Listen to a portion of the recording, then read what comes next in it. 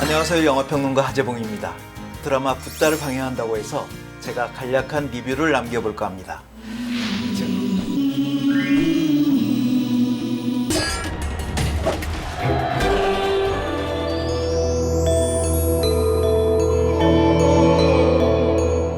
아시아권에서는 부처님의 이야기가 자주 영화화됐는데요. 인도 GTV에서 방영된 55부작 드라마 붓다는 지금까지 단편적으로 만들어진 부처님의 이야기와는 달리 탄생부터 출가, 깨달음, 그리고 가르침을 펴고 열반에 이르기까지가 연대기적으로 매우 촘촘하게 묘사되어 있습니다. 인류 4대 문명권 중에서도 고대 이집트 그리고 고대 중국의 궁중을 묘사한 경우는 많지만 아마 저를 포함해서 대부분의 그 한국 관객들은 고대 인도 궁중의 모습은 이 드라마를 통해서 처음 보지 않을까 그렇게 생각이 됩니다. 무려 1600억 원의 제작비가 투입된 이 블록버스터급 드라마 붓다는 기원전 6세기 인도 대륙의 16왕국 시대를 완벽하게 구현하기 위해서 거대한 오픈 세트를 지었고요. 카필라국의 황금빛 궁전이 등장하고 또 마가다국의 위압적인 성체 그리고 수행자들이 머물던 기원정사 등이 디테일하게 아주 세밀하게 묘사되고 있습니다. 또 9,000벌이 넘는 고대 인도의 전통의상 그리고 정교한 장신구들이 동원되어서 왕족과 귀족들의 화려한 삶을 시각적으로 보여주고 있습니다. 훗날 시다르타 태자가 이 모든 물질적 풍요를 버렸을 때의 그 상실감, 위대한 결단을 시청자들에게 납득시키는 굉장히 훌륭한 시각적 장치로 작용을 하고 있습니다. 그게 몰입도를 높이는 몽환적이고 웅장한 배경음악도 시청의 중요 포인트가 될 거라고 생각이 됩니다. 숫도다나 왕과 마야 부인 사이에서 탄생한 시다르타가 위대한 왕, 위대한 수행자가 될 거라는 아시타 선인의 예언, 또 시다르타가 세상의 고통으로부터 완벽히 격리된 채 자라나는 그 온실 속의 삶이 대하 드라마의 초반부를 형성한다면 야소다라 공주와의 결혼, 또 아들 라울라의 탄생 이후 궁 밖으로 나간 시다르타 태자가 노인, 병자, 죽은 자, 그리고 수행자를 차례로 목격하면서 인간의 생로병사라는 근원적 고통에 눈을 뜨는 과정이 중반부를 장식합니다. 55부작 드라마의 중간 부분 27회부터는 왕위와 가족을 뒤로하고 궁을 떠난 시다르타가 강가에서 머리를 자르고 또 구르들 밑에서 뼈가 드러날 정도의 고행을 하는 장면이 생생하게 묘사되어 있습니다.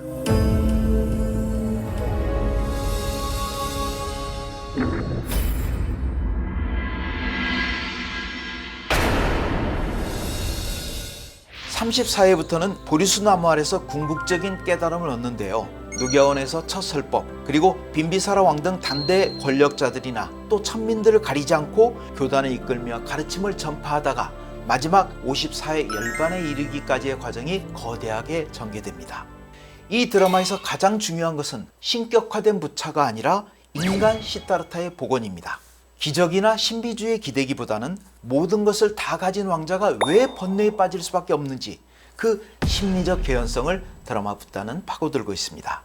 제작진들은 무려 10년이라는 긴 기획기간 동안 불교학자들의 철저한 고증을 거쳐서 전 세계 누가 보아도 공감할 수 있는 인문학적 텍스트로서의 붓다를 만들어내는 데 성공하고 있습니다. 드라마는 시공간의 대비를 연출의 핵심 무기로 사용하고 있는데요. 화려한 샹들리에, 무의들이 가득한 궁전 내부의 그 인공적인 빛과 대비되는 경이로운 자연의 빛이 강렬하게 대비가 되고 있습니다.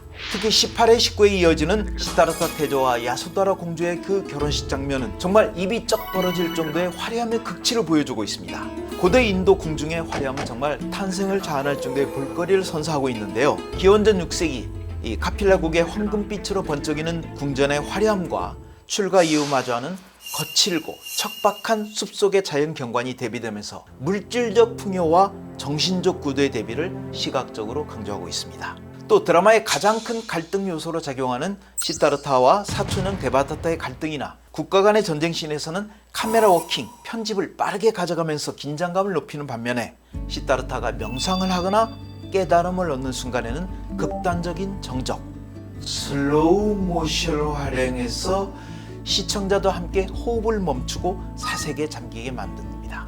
주인공 시다르타 역을 맡은 하만슈 소니는 이 역할을 위해서 수개월간의 고립된 명상, 윗바사나 훈련을 거쳐서 무려 15kg을 감량했습니다. 그는 번뇌에 가득 찬 청년 왕자에서 모든 것을 내려놓은 피골이 상접한 고행자를 거쳐 해탈에 이르는 평온하고 자비로운 성자의 미소를 띤 붓다까지 한 인물의 거대한 변화를 완벽하게 소화하고 있습니다. 그가 과장된 몸짓을 배제하고 눈빛의 깊이와 미세한 표정 변화만으로 내면의 변화를 연기한 것은 이 드라마의 가장 큰 관전 포인트라고 볼 수 있습니다. 특히 아들을 잃지 않으려고 발버둥치는 시타르타의 아버지 수토다나 왕 역의 사미르 다마다카라는 카리스마 있는 부성의 연기로 중반까지 극의 중심을 탄탄하게 잡아주고 있습니다. 드라마 붓다의 탁월한 장점 중 하나는 불교의 핵심 교리인 고집멸도의 사성제 그리고 팔정도를 단순히 대사로 묻는 데 그치지 않고 등장인물들의 피가 통하는 그 삶의 에피소드 속에 절묘하게 녹아내고 있다는 것입니다.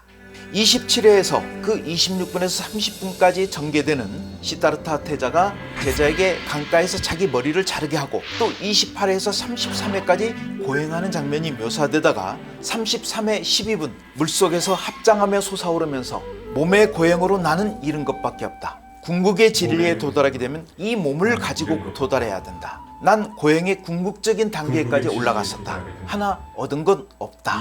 라면서 고행을 멈춥니다.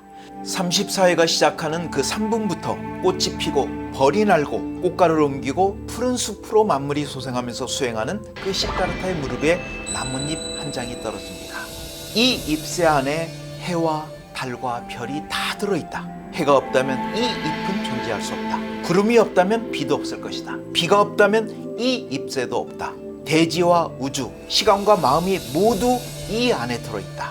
이 잎새가 그러하듯이 나 역시 태어난 적이 없다. 다만 출현했을 뿐이다. 따라서 우린 절대 죽을 수 없다. 다만 사라질 뿐이다. 라고 말합니다. 34회 11분부터 40분까지 이 보리수 아래서 깨달음을 얻는 장면이 컴퓨터 그래픽으로 아름답게 묘사되고 있는데요. 내가 얻은 진리는 내 것이 아니라 이 세상 모두의 것이다. 매 순간을 깨어있음 속에 살라. 과거를 생각하며 과거 속에 살지 말라. 미래의 꿈을 꾸며 미래 속에 살지 말라. 이 순간을 살라. 그게 온전한 깨우침 속에 사는 길이다. 라고 설법합니다. 우리가 사실 살면서 앞으로 혹은 과거에 집착하거나 앞으로의 미래를 꿈꾸는데 현재를 살라는 이 부처의 가르침이 가장 중요한 부분이었다고 저는 생각을 합니다. 또 35회 7분에서 18분 사이 그 누갸원에서 5 수행자에게 첫 설법 이른바 초전 법률을 하는 장면은 특히 인상 깊습니다. 16분에 이르러서 나는 붓다다 라고 스스로 붓다라고 칭하면서 또한 붓다에 귀의합니다. 다르마에 귀의합니다. 승가에 귀의합니다 라는 제자들의 3귀 장면도 처음 등장합니다. 붓다는 말합니다. 내가 가는 이 길은 인류를 자유로 이끄는 길이 될 것이다. 이 드라마 붓다는 인간이 왜 고통을 겪는지 그 원인이 집착에 있음을 설명하고 고통의 소멸에 이르는 길은 8가지 바른 길을 딱딱한 이론이 아니라 고통받는 사람들을 향한 연민 어린 대화와 서사로 연출합니다. 가장 극적으로 표현되는 가르침 중에 하나는 카스트 제도를 정면으로 부정하는 붓다의 행동입니다. 그가 왕족의 신부님에도 불구하고 천민이 주는 물을 마시고 불가초 천민이었던 수니타를 받아들이며 사람은 태생이 아니라 그의 행동, 업, 카르마에 의해 귀해지거나 천해진다 라는 진리를 몸소 보여주고 있습니다. 5회 23분에서 25분 사이에 등장하는 그 새의 일화는 7회 4분 또 33회 9분에 야소다라가 아들에게 시타르타의 일화를 전해줄 때도 그리고 50회, 53회에서도 드라마 전체를 관통하면서 여러 차례 등장합니다. 그래서 시타르타 태자와 데바다타의 차이를 극명하게 드러내는데요. 6회 11분에서 데바다타의 폭력적인 행동을 보고 어린 시타르타가 명상에 잠겼다가 분노는 불과 같고 명상은 물과 같다 라고 깨닫는 장면이 나옵니다. 이것은 평생에 걸쳐 정반대의 길을 걷게 되는 두 사람의 운명을 암시하는 매우 중요한 대목입니다. 6회 15분부터는 시타르타가 씨앗으로 준 그 해바라기 밭에서 성인 야소다라 공주가 등장합니다. 그리고 원형 경기장에서 데바다타와 대결한 장면에서 성인 시타르타 태자가 등장합니다. 이제 본격적으로 데바다타와 청년기의 갈등이 전개되는데요. 이 데바다타의 끝없는 탐욕은 카필라국 내부에 피바람을 불러오고 시타르타 태자가 세상의 고통을 직시하게 만드는 도화선이 됩니다. 시타르타가 궁극의 깨달음을 얻은 붓다가 된 이후에도 데바다타는 마가다국의 야자타사투르 왕자와 결탁하여 붓다를 고립시키고 또 산 위에서 붓다를 향해 거대한 바위를 굴리거나 술에 취한 코끼리를 풀어 짓밟게 하려는 등 경전에 기록된 굵직한 암살 시도를 하며 극 후반부의 긴장감을 이끌어갑니다.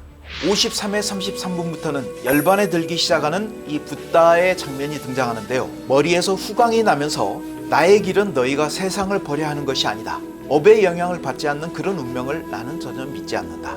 인간이 행동을 하기 전에는 아무런 업이 형성되지 않는다. 그것이 내가 믿는 업이다. 삶과 죽음은 다르지 않다. 이 미혹을 벗어버리고 나면 우리는 대자유를 향유하고 비로소 독립적인 삶을 살 수 있다. 불멸에서 소멸을 보고 슬픔에서 행복을 보고 비인간에서 인간을 보고 무지가 인간을 해하고 파괴한다 라고 설법합니다. 우리 인간의 행동 하나하나가 결국 나 자신의 업을 형성한다는, 그래서 우리가 세상을 살아가면서 매 순간 하나하나의 행동이 얼마나 중요한가를 부처께서는 말씀해주는 그 장면이 가장 중요하다는 생각이 듭니다.